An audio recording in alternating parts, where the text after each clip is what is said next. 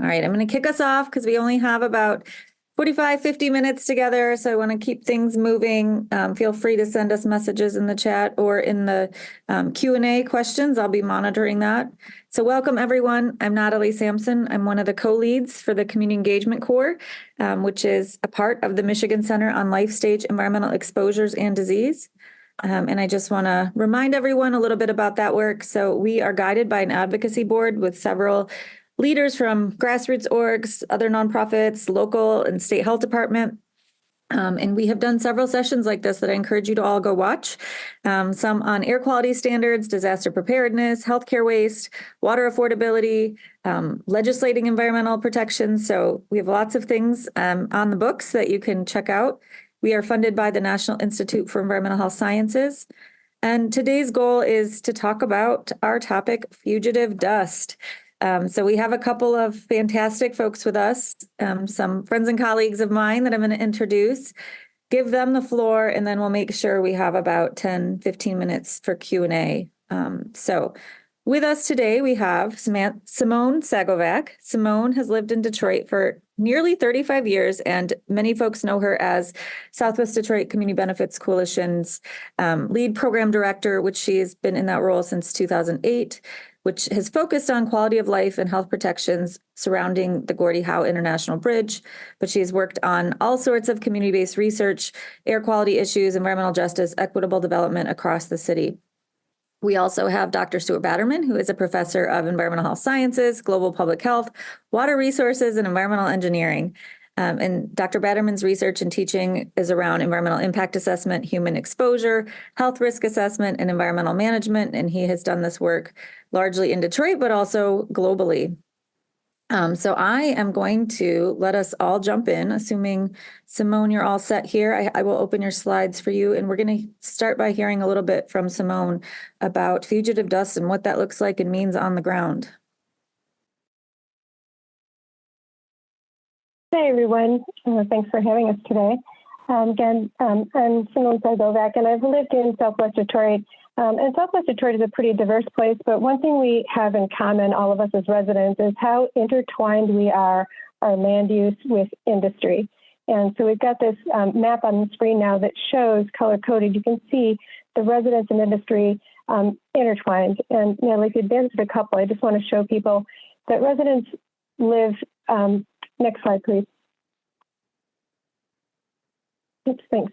Residents live in some cases directly across the street from massive industry. And even those who live in Southwest Detroit don't necessarily know what's on one side of I-75 or the other. And so many of us, especially if you don't live in the community at all, you may never see this. And even if you work in a community like this, sometimes you don't get out of the car. You drive through it, you see it, you think you know it, but the experience that people have on the ground day to day, having to sit on their porches and experience what's directly across the street from them or just on the other side of the road is sometimes extremely challenging. Next slide, please. And we often say that being stranded in these situations is truly an environmental justice, and policies, unfortunately, have not caught up with the public health data, and you're going to hear some of that from Stuart, that has been, in the public knowledge and public eye for decades now, that living next to these kinds of industries is harmful to us. And we often ignore this simple thing that we're calling dust today. But I'm going to share a bit of what the Southwest community is like. So we have this historic zoning and land use, as I said, that puts us in harm's way really every day. We live just too close with these many impacts. In 2017, after experiencing toxic dust billowing from pet coke piles along the riverfront that our Canadian neighbors saw and complained about, the community fought for and won our fugitive dust ordinance, or the bulk solid materials ordinance, and a health fund was even established, potentially to address the environmental harms in a small-scale way. The ordinance on paper created more regulation for businesses that generate dust from piles of aggregates, for example. But the dust continues to plague us despite this win. The past two summers in 2022 and 2023 have been called the worst ever air by residents living in Southwest Detroit. At the same time, we had the massive 165-acre dirt construction site for the new Gordie Howe Bridge with no vegetation to keep the dirt down. a DT sewer replacement that tore up residential streets throughout in front of everyone's homes, and a repair of an underground upheaval caused by scrap piles that got too heavy, and that took a year to repair. Traffic was rerouted everywhere, and dust was just the regular thing that people experienced. I heard continuously of people having sinus infections that they just could not get rid of, and literally people could not be in the front yards. So Southwest Detroit, it's already notorious for disproportionate industrial air toxins, and dust is just another daily assault. It's exacerbating our asthma and other health threats over time. And this isn't clean dirt, it's toxic laden, the dust that we experience. These are many times like where the where the Gordie Howe International Bridge is being built, there were several industrial sites that were taken out to put the bridge footprint there. And that those sites have prior existing conditions, things that were not just lead, but lead was a huge one, but many other chemicals that were in that people have not been able to really even identify because it hasn't been tested broadly. So existing protections they're falling short at both the state and the city level. There aren't enough inspections or standards for businesses to better contain or better address the dust. So it's hard for residents even to take action on the dust, to even report it. It's hard to catch dust in the act and make an emergency call to address it. Sometimes there's a chronic situation, like grinding a facility that grinds pallet yards, for example. You used to be able to see on a daily basis in the winter, especially in the snow, was a really good way to see it. You could see the distance that the ground up pallets would travel, blocks away from the source. And for these chronic sites, you might be able to go at any time of the day and see, the operation, see the activity, see the dust. But for other episodes, they're intermittent, but they can occur frequently all day long if you wait for them. But you can't make an emergency environmental reporting call and expect that someone will see what you did when they arrive. But these incidents, one in a day, several, are seriously affecting everyday lives. The fugitive dust ordinance fell short of providing enough enforcement, enough protection, both. We were looking for containment of the sources all along the route, from the source that the material was generated to where it was going to, and that full containment wasn't something that was guaranteed in the initial ordinance. And something that we discovered along the way is that we notice on the other thing, because we have the industries intertwined with us, we've got truck routes that go from industry to industry. And residents are living on these truck routes and experiencing thousands of trucks. And the trucks are driving many times on industrial sites that are unpaved. And this is a major source of the dust that's getting into our air. The trucks are caked, the tires get caked on with the dirt, the trucks go onto the street, the dirt then gets deposited on the street, and every other truck that comes by is kicking them up. And you really can see these dust storms on the roads every time trucks pass. But again, it's something the dust goes up, it falls down, and it's not something that you can easily report. We have residents in the vicinity of a particular scrapyard, the Fort Iron and Metal Scrapyard that Stuart will talk about some, are living directly across the street from this kind of operation. While they have implemented things like water spraying trucks, sometimes spraying the tires as they exit the facility, you can still see the streets covered in red dirt. And this is coming directly from the site. This same dirt can be found on the porches, on the windows, on the homes, in the yards of residents. And that became the nature of the study that we asked the University of Michigan to join with us to see what was actually in this dust, what was in the dirt. The company, as I said, installed these sprayers. They also do street sweeping out front. But you can see the dust, coating the streets on any given day. And it's because, and sweeping is just, it continues.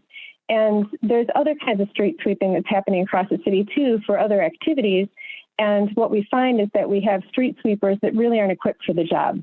So routinely I'll get video clips sent to me, look at what happened, this street sweeper is sweeping and it itself is engulfed in dust.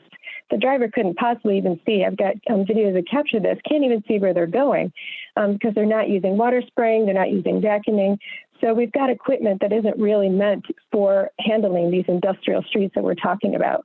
And even if we tamp it down by spraying the street, This dust is certainly, it billows up and it gets carried by the wind, and then it gets deposited onto the homes.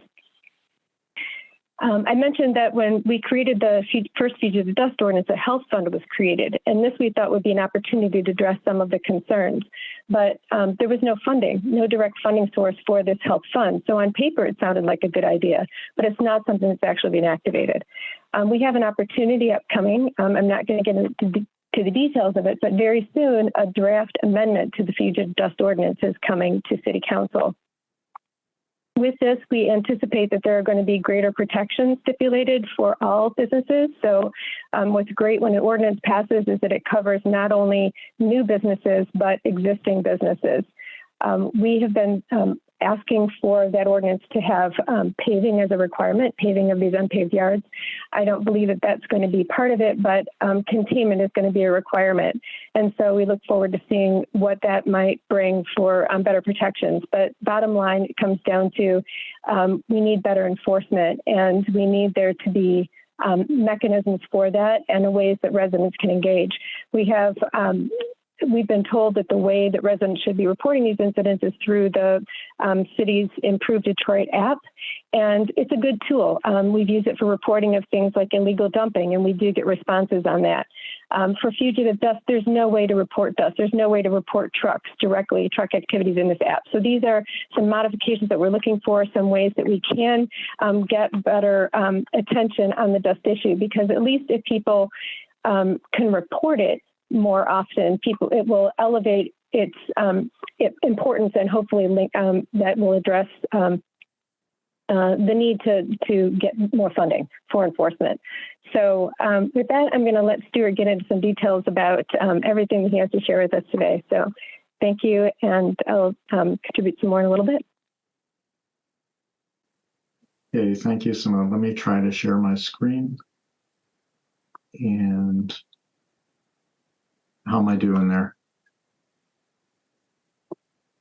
Okay, well, welcome everyone. Good afternoon. I'm Stuart Batterman, professor of environmental health sciences, School of Public Health, and happy to be here. I hope my voice holds out. I'm a little under the weather today.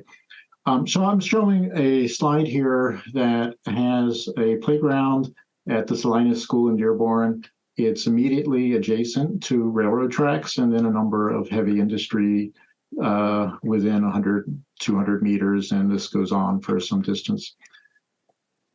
What I want to impress upon here is both the proximity of here, a playground for young children, to industry, but on top of that, I want to state that this grass, the soil here, is probably on the order of 5 to 10% dust, settled dust. And that is coming from all of the industrial sources that Simone has just mentioned. And because of that, that soil is typically stripped out, replaced with, we hope, clean fill, and then seeded and becomes a playground or an athletic field for the children. Okay. In my presentation today, I want to go through a brief introduction, a few definitions and the scope of this problem, talk about a couple of metrics, but most of the time spend on some case studies, and then a very brief summary of some issues in managing fugitive dust. So, you know, I haven't looked at the OED for many years, and I thought I'd give it a shot, and it's a little dry, but it's an amazing resource. And looking up the definition of dust, we can see a couple of things coming from Old English, particles that are minute in a fine state of division, small enough to be easily raised and carried in a cloud by the wind, cloud of dust floating in the air, anything which is reduced by disintegration or decay. So these are all pretty good definitions. There are many others. Fugitive actually has some 19 definitions, and this is kind of humorous, but some of them were very appropriate as well. Escaping from or eluding the grass or slippery, moving from place to place, and volatile, which is not typically what we think about for dust. Of course, being in the US, we defer sometimes to EPA, and EPA defines fugitive dust as a type of particulate matter and released into air by wind or other similar forces. And most of you recognize that the particulate matter that EPA focuses on is PM 2.5. These are smaller particles, less than 2.5 microns aerodynamic equivalent diameter that can breathe down deep into the alveolar region and, have a number of different health effects there. Much of the fugitive dust is considerably larger, 10 or 25 microns, or even larger in diameter. And so there are some differences there, but typically it is includes a range of particles, which we call polydisperse in terms of their size. So again, fugitive dust is typically larger particles, and it's different from other particle emissions or particulate matter emissions because it's emitted from non-stack sources, not a power plant's smokestack. Typical sources include things like soil and road dust. We call these silt, or often the particles that are accumulated on a road. But these particles include road, tire, and brake wear, street repair, and cleaning, as Simone has just mentioned. Construction dust is another big topic, typically soil, concrete cutting, what we call track out, dust that gets on trucks and is brought onto regular service roads and out into the communities. And then a third large category of fugitive dust comes from material storage, processing, and transfer. And these can be piles and loading and unloading and intermodal operations from truck to rail to barge or whatever. This is not a new topic. We know how to control fugitive dust. Basic housekeeping measures and street cleaning can work if they are appropriately performed with good equipment. Eliminating the source by using enclosed or covered storage, transfer, and transport systems, fencing, windscreens, and so forth. And then operational restrictions, things like maximum drop heights. You don't want to drop a granular material that generates dust more than a few feet. Otherwise, you generate a larger cloud of particles. You don't want to perform operations when wind speeds are high because this increases the emissions. And fugitive dust, as I mentioned, is a long-standing nuisance and potential health issues. And it's surprising to people, but air pollution has been studied for 100 years or more. And for the early to middle part of last century, dust fall measurements were routine in several larger cities. And in fact, in Detroit and Windsor, the IJC, the International Joint Commission, did a very large pollution study in the 50s, culminating in a report in the 60s, which indicated, based on dust fall measurements, these are basically open buckets, which are set out at different locations, left there for some days, and then collected and weighed, that the typical, and I'm saying average across Detroit and Windsor area, dust fall was 50 tons of solids per square mile per month. To put that into context, I did a few calculations. In SI units, that's 0.58 grams per meter squared per day. After 30 years, you're going to have 640 grams per square meter. If we incorporate that into superficial soils, which we often consider as the first 10 centimeters of soil, after 30 years, you're going to have a concentration of 2.4% or 24,000 ppm. If you let that go in a hot spot, like the Dearborn Salinas playground I showed you, and let it go for a little bit longer period of time, you'll end up with about 10% dust fall in the superficial soils. So it's a very significant amount, and this is a legacy issue. These days, levels are far lower. It's interesting that fugitive dust receives relatively little attention for in current days, and I think this is for a number of reasons. First, the contribution to PM 2.5, which is the regulated NAAQS, National Ambient Air Quality Standard pollutant, is modest. There's a perception that soiling and dust accumulation are largely aesthetic issues. There's a perception that it's transitory, that you have construction event and you have to tolerate this and it's not going to last very long. And then, of course, the analysis of the constituents of fugitive dust is typically not done. And so we know that it can contain metals and organics, as I'll talk about in the next few slides. So a number of studies around the world have examined dust fall and superficial soils and road sediment. And we know that contamination in urban areas is ubiquitous, that there are numerous sources. Some of the metals which are found at elevated levels in urban soils include lead, zinc, copper, chromium, nickel. There's literature review that I cite right there. Binner looked at some 50 different studies.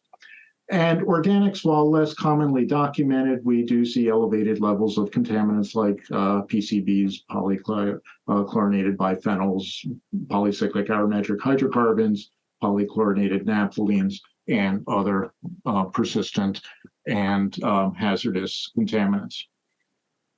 In terms of metrics, we measure soils. We can compare levels to background concentrations. In fact, the state of Michigan has an extensive program to measure background levels. This is often used in Superfund cleanups. We refer levels to background. When we take this ratio of measured to background concentration, this is called the concentration index or the pollution index. Greater than 5 indicates fairly significantly contaminated soils. An alternative approach uses risk-based screening levels that come from EPA or WHO. Here we typically are assuming a certain amount of dust ingestion, typically for a child, a couple 100 milligrams perhaps a day or something on that order, look at the toxicity and come up with what we believe would lead to an acceptable risk, and the screening level is typically based at a level like that or below that level. In communities experiencing environmental injustices, neighborhoods are often adjacent to ongoing or past industrial activity, as Simone has described. This is also documented worldwide, and dust exposure becomes part of the cumulative exposure that communities experience that can lead to the risk of health effects. And this has been shown in Detroit, as I'll talk about in a few seconds here, but also worldwide. So one of the issues with specific dust is it doesn't identify itself. It looks like just dirt, soiling. You don't know where it comes from, and you also don't know whether it's hazardous enough. So characterization of fugitive dust is not a typical part of environmental monitoring or surveillance programs. Okay, so I want to turn to the main part of my talks, talk about case studies. And I have been at this game for a bit, and there are a number of different case studies I'd love to talk about, but given that I only want to spend about 10 minutes on this, I'm just going to look at 4. We'll look at on-road truck traffic briefly, we'll look at demolitions of buildings, we'll look at metals industry, and we'll look at some brownfield activity. And these are all from Detroit. So Simone has talked about traffic on roads, and in particular residential roads. Here is Southwest Detroit. This is a map showing how we measure truck traffic. It is in terms of what's called commercial annual average daily traffic. This ranges from about 9,000 heavy-duty diesel trucks on a road like I-75 crossing the Ambassador Bridge to potentially hundreds of trucks moving through residential neighborhoods.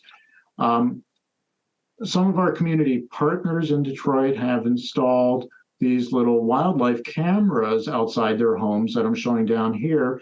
And here is a picture all showing in the space of 10 minutes the truck traffic in front of her house. And you can see where, a sequence of heavy-duty diesel trucks.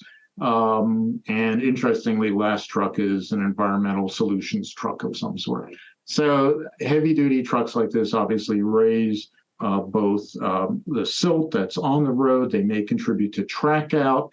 And in the contents in an open container truck like this may also be a source of particulate matter.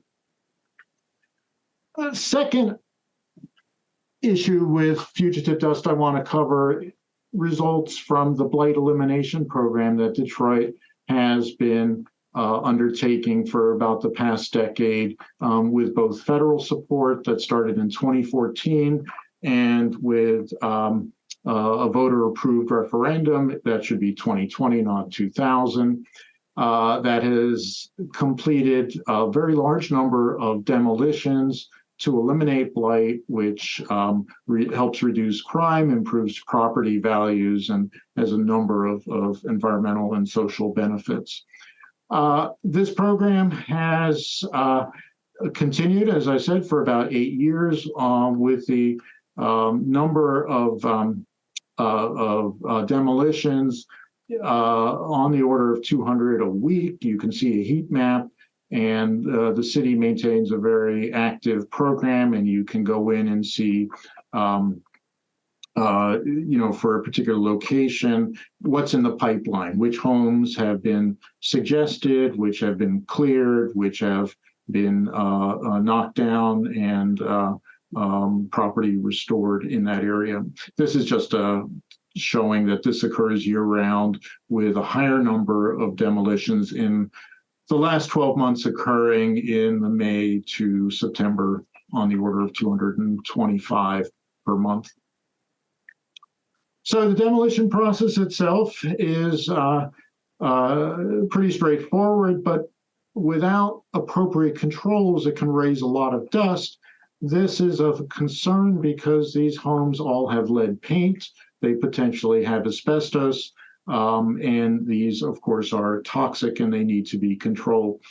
So the city has refined their process to include a number of different measures in what's called a wet-wet process. And very briefly, I've summarized some of the measures here. First, prior to any knockdown event, asbestos is determined to be present or not. If it's there, it's removed. A wet-wet process is initiated such that holes are punched in the roof and in the walls, and the inside is wetted down. Then during the knockdown, there's also a constant water spray as well. There is the removal of debris very quickly after the building has been knocked down. There's sweeping and washing of the streets. Prior to the knockdown, there is physical notice with flyers in the community. There are physical barriers. There are operational limitations to reduce or to not do a demo when the wind speeds are high. There's no use of explosives for these residential demos. There are claw buckets rather than other machinery, which helps reduce dust as well. And then there is, again, removal of debris, filling, and then reseeding that quickly after. So there's no hazard at that point. So how well have we done? And, from the exposure standpoint, can we confirm that all of these controls with this wet-wet process are effective? So the city undertook a number of studies collecting the blood lead levels of children in Detroit.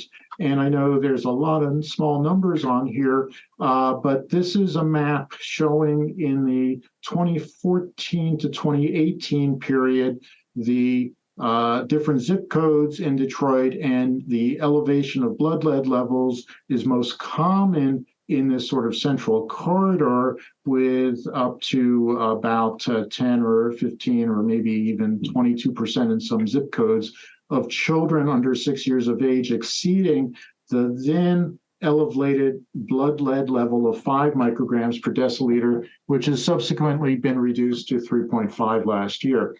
Across the city overall, on the order of 100-some thousand kids, levels in 2014 were 8% and dropped down 2018 to 7%, exceeding that 5 micrograms per deciliter. Okay, so what we did in terms of looking at the demo program was to essentially set up a case control type of an analysis in which kids living nearby demos and having their blood leads tested within a 45-day period were considered cases. And if we look at, I think, this last row here, there are about 100,000 kids that had lower than the elevated blood lead level cutoff, and 8,600 or so that exceeded the lead cutoff of 5. And we can see here the number of demos that occurred within 400 feet in the past 45 days of their blood lead test. And the outliers here are there were 13 kids, actually 18 kids, that had more than 10 demos occurring within 400 feet. Just think of this as your community. It's like the whole block is being knocked down. So anyway, you know, the short of it is, after fairly sophisticated analysis, there was some evidence that a nearby demo within our criteria, again, 400 feet and 45 days of a blood draw, was associated with an elevated blood lead level. However, after improved controls were instituted with this wet process and those other controls, that association disappeared. So this is encouraging, and it's you know, one way to think about using actual health data, or at least biomonitoring data, to help support the use of these types of controls. Okay, my next case study is one also in Southwest Detroit. This is a metal scrap processor. They're taking basically waste from the iron and steel mills in Detroit, consolidating it, separating it, sending it off by rail. It's brought in by truck for processing elsewhere. This study is also written up and in fact just published last month. This particular facility achieved some notoriety 2 years ago, where the pile of what's called mill scale right here reached about 25 feet above grade level, exerting so much downward pressure that there was an event that we call soil bearing capacity failure that actually led to uplifting of Fort and Dearborn streets here by about 7 feet, breaking gas and water lines and causing a fire and so forth. But our topic is fugitive dust, and this is a pile that you can see greatly exceeded the fence height. And you can also see by the previous slides just the mechanical operations that are occurring: cutting, stockpiling, loading, unloading. So the community was very interested in studying this particular facility and looking at the levels and composition of the fugitive dust and a number of other priorities here. But today I'll just talk about 2 of these and just show you a few results. And so there was a sampling program. We sampled in different zones. The samples were analyzed for some metals and for organics. This was very much engaged with the community. And just to show you what some typical sampling locations would look like, we would collect, for example, road silt here right adjacent to the facility on the other side of that fence, go into nearby parks and pick up some soils, superficial soils, and then there's also wipe sampling from windows and other surfaces I'm not going to talk about today. Again, in a couple of different zones, this is showing you the facility, and the sort of hot zone is shown right here, and then some neighborhood zones over here.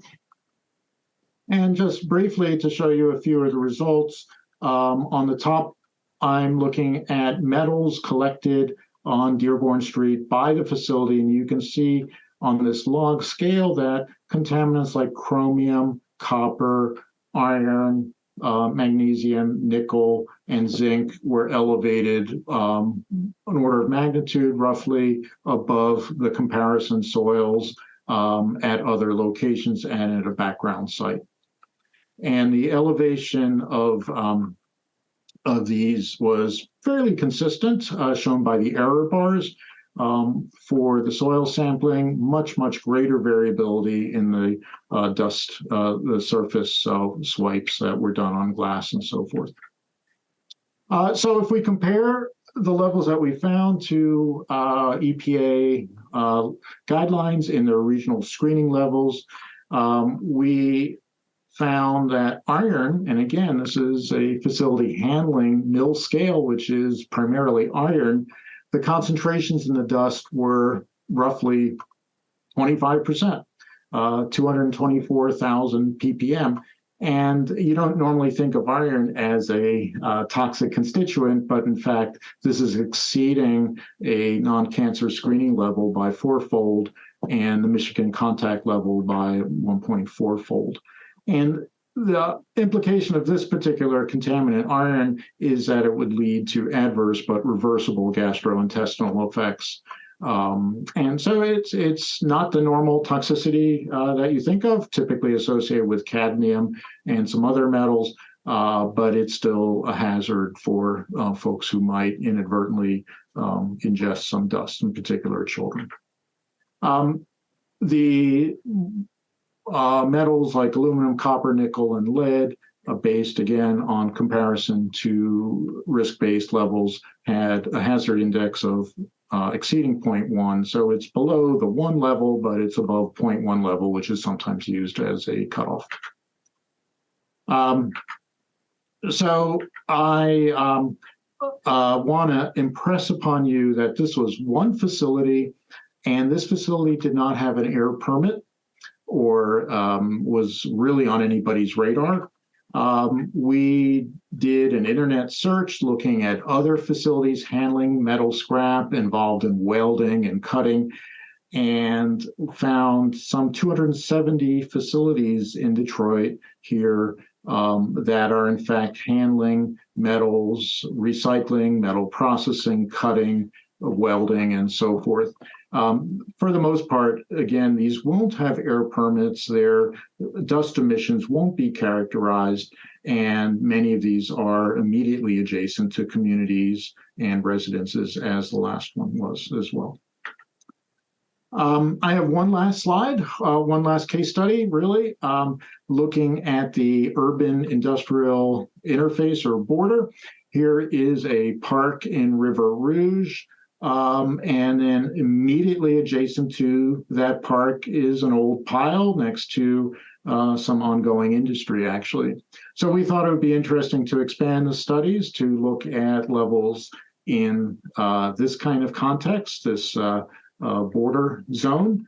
And here is some of the soil locations that were tested, and that particular pile is extremely elevated in this contaminant that is called PCNs, or polychlorinated naphthalenes, compared to other areas.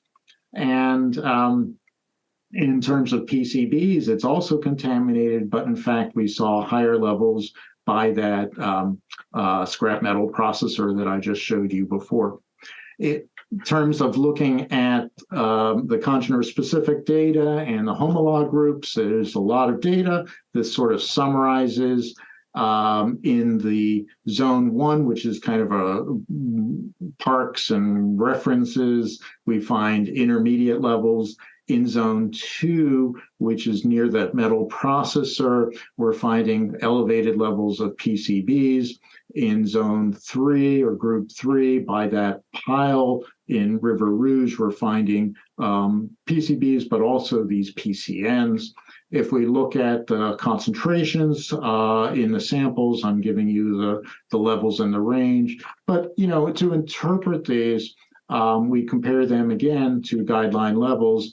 And by the metal processor, we exceeded the PCB TEQ, the toxic equivalence, which is a risk-based value indicating the cancer potential. In the zone 3 for the PCNs near that soil pile, we're seeing levels that exceed the TEQs, and this is based on Canadian guidelines. WHO doesn't have guidelines. And so the idea here is that we have these brownfields or these piles that are in fact soil is being entrained, and migrates into nearby communities. And again, this is a problem that's not very well documented. Okay, so I'll close with this slide. And fugitive dust releases are often episodic and very localized. But because they can occur for many years, they can lead to significant cumulative or chronic exposure. Monitoring is challenging. Air monitoring doesn't capture what we call hyperlocal effects. This might be occurring within just a few 100 meters or even less. But on the other hand, bulk silt, soil, dust, vegetation, other types of samples can be used and can represent long-term accumulations. The cost of the sample collection is easy and low, but the chemical analysis is expensive, and data interpretation, given the variability that we find, can be quite challenging. The theme of today's meeting is really the need for additional controls. And I've mentioned a couple of operational controls and the need to think about, street cleaning and low wind speeds and appropriate technology, but there's really an overall hierarchy of controls, which starts with eliminating the source. And there are a number of steps that can be done to do things in a manner which greatly reduces or eliminates the potential emissions of fugitive dust. So anyway, we can talk more in the Q&A about the hierarchy of controls. Simone talked a bit about permits and local ordinances, but it's clear that we need improved coverage, stringency, and enforcement of controls, and that can only be ensured by inspection, assessment, and monitoring. So I'll close there and turn it back to you. Yeah, thank you. I didn't want to cut you off. I know we don't have a ton of time, but you were getting to some solutions there, and I'm seeing some comments and questions from folks about, we can definitely share out some of those links and resources and compile them. And just folks wanting, it flies under the radar. It's the name fugitive is very appropriate. And you talked about the policy implications a little bit, but any more, maybe Simone, and this policy moment that might be happening in Detroit in terms of the amended ordinance or looking to other cities, any more that communities can be doing either personally to protect themselves or to advocate for change? I think the community does need to be present for these decisions. Sometimes a decision comes up, or the opportunity of creating change comes up in a meeting that people might ignore. And residents went and used public comment time at a planning commission meeting to suggest that more protections were needed for fugitive dust because their dust was so bad. So you mentioned that there are amendments coming. We're looking forward to those. Looking forward to getting the greater protections, but we need to assure that there are enough resources allocated for appropriate inspections, appropriate citations that will actually change the behavior of violating companies, and ensure these protections for residents and sensitive populations. Residents, frankly, they're tired of having to report egregious, obvious, repeat violations and not getting any response. So we hope to see that reporting systems will also be more effective and responsive. And currently, if folks aren't aware of it, there's a Zone Detroit process underway, an update of the zoning for the city, as well as the city's master plan is getting updated. And both of these processes need to assure greater buffering distances in whatever way possible between the existing industries, but certainly for any future that get located, more buffering treatment, vegetation, and residents between residents and industry. And we also need these processes to consider how trucks are moving from one industry to another and the need to use routes that are not residential streets. mentioned the health fund that was created. That fund should be funded, not only with city dollars from fines or other sources, but we also need industries to provide resources for the kind of mitigations that they are causing a need for residential homes. So I just wanted to add those things. Thanks, Simone. I think there's definitely some, I don't think it's going to everyone in the chat, but some folks who this is resonating in their own experiences of their own health concerns and on their own household. So I think more conversations to come for sure. Someone was asking in the chat as well about how these studies benefit residents. I think, Stuart, you talked a little bit about sort of one being validating that the controls work. And Simone, I know some of this might be used for advocacy to strengthen or to inform or to get that amendment passed. How else have these studies been used, or could they be used to create change? Well, having the data about what's happening in a specific place is really helpful. When we go to city council and we're trying to say how bad things are, we can say exactly how bad they are when you have data to support it. And that data helped us in the past when we got protections for the Gordie Howard International Bridge project. And so we still don't know the impacts coming, from that project because the bridge isn't open yet. And we're doing health studies before, during, and after in that project, and we'll be able to show over time, well, what impact does it really have? And so some of these things, they do cost money, they're labor intensive, but we don't have to do a study in every area. There's so many studies out there that already say that living too close to industry, living too close to trucks, breathing toxic dust is bad for us. So we just have to expose people to the information. I always say that bringing people to experience it, having them tour the area is really important. If you're in another community and you are trying to convince a council member of the issues, make sure that they're seeing them on the ground, and any other decision makers, the companies themselves, seeing things from a resident's point of view. A lot of these company owners, they don't live in the community, they live somewhere else. And when you're away from a problem, you don't always know it exists, or it's easy to ignore it even if you know. So that would be just a little bit of advice. Thanks, Simone. And I will throw this one historic question at you all. I don't know if anyone will have the answer. Someone said, are there any studies stemming from the rebuilding of Europe after World War II as it relates to toxin removals and thereafter safeguards going forward in the rebuilding of cities? So this may have been inspired by your demolition studies, Stuart. I don't have the answer to that. There's always a historic component to environmental issues, for sure. Any studies done in the Corktown area has also been asked.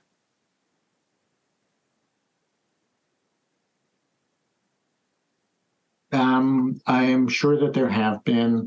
One of the issues is that for property transactions, for example, there is a need to assess environmental hazards, but that information is typically kept within the transfer for the property.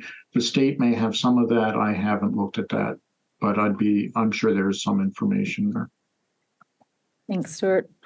We're at time. Simone, any final words or anything, how to keep track of what's coming in terms of the ordinance? Yeah, just watch for sign up for the District 6 newsletter for sure, coming from Councilmember Gabriela Santiago Romero's office, because you'll be clued into what's happening as far as the ordinance coming to council. We all should have our eyes on that and be ready to be supportive when it's actually heard. Thank you. Thanks, everyone. Thanks, Stuart. Everybody take care. We'll get this recording.